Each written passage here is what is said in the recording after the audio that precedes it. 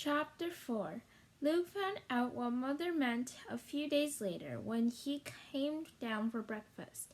As usual, he opened the door from the back stairs to the kitchen only a crack. He could remember barely a handful of times in his entire life when someone had dropped by before breakfast. And each time Mother had managed to send Matthew and Mark to warn Luke to stay out of sight. But he always checked. Today he could see Dad and Matthew and Mark at the table, and knew from the sound of a frying bacon that Mother must be at the stove. When the shades closed, he called softly. Mother opened the door to the stairs. Luke started to step into the kitchen, but she put out of the arms to keep him back. She handed him a plate of scrambled eggs and bacon. Luke, honey, can you eat sitting on the bottom step there? What? Luke asked. Mother looked beseeching over her shoulder.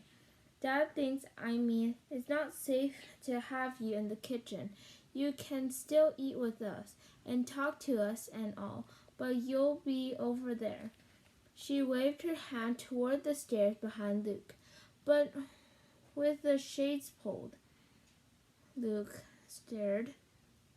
One of the workers asked me yesterday, "Hey, farmer, you got air conditioning in that house of yours?" Dad said from the kitchen. He didn't turn around. He seemed to want to look at Luke. Well, we keep the shades pulled. Hot day like today. People get suspicious. This way is safer. I'm sorry. And then Dad did turn around and glance at Luke once. Luke tries to keep from looking upset. So that you tell him, Matthew asked, as if the worker's question was only a matter of customary. Told him, of course we don't have the air conditioning. Farming don't make nobody a millionaire. Dad took a long sip of coffee. Okay, Luke, Mother asked. Yes, he mumbled. He took the plate of eggs and bacon, but it didn't look good to him now.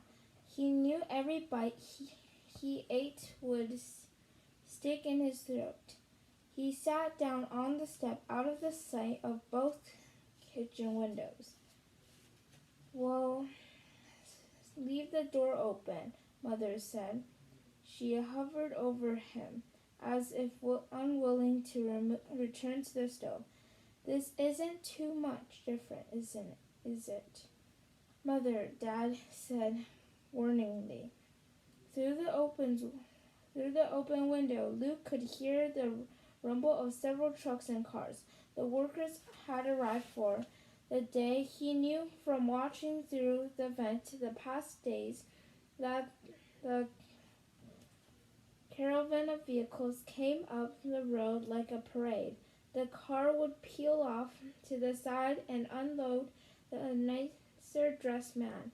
The more rugged vehicle pulled on in the muddiest sections, and the people inside were scattered to the bulldozers and backhoes that had been left outside overnight.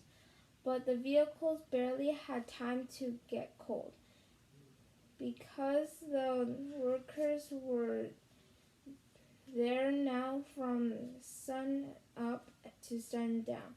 Someone was in a hurry for them to finish. Luke, I'm sorry, Mother said, and scurried back to the stove. She loaded a plate for himself, then sat down at the table beside Luke's unusual spot. His chairs wasn't even in the kitchen anymore. For a while, Luke watched Dad, Mother, Matthew, and Mark eating in silence, a complete family of 4. Once he cleared his throat, ready to protest again. "You can't do this. It's not fair." Then he choked back the words unspoken. They were only trying to protect him. What could he do?